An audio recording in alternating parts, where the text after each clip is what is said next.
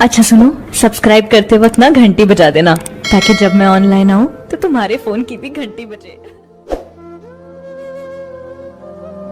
मोहब्बतों में कुछ ऐसे भी हाल होते हैं, खफा हूँ जिनसे उन्हीं के ख्याल होते हैं। मैं दिल के जख्म छुपाऊं तेरी तरह कैसे, कि तेरे पास तो लफ्जों के जाल होते हैं।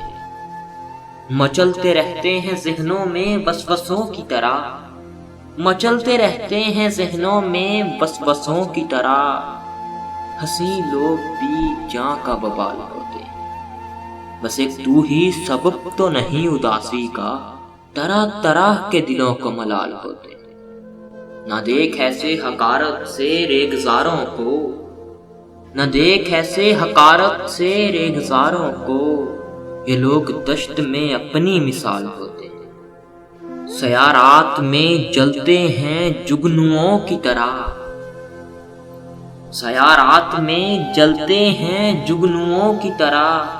दिलों के जख्म भी अख्तर कमाल होते हैं।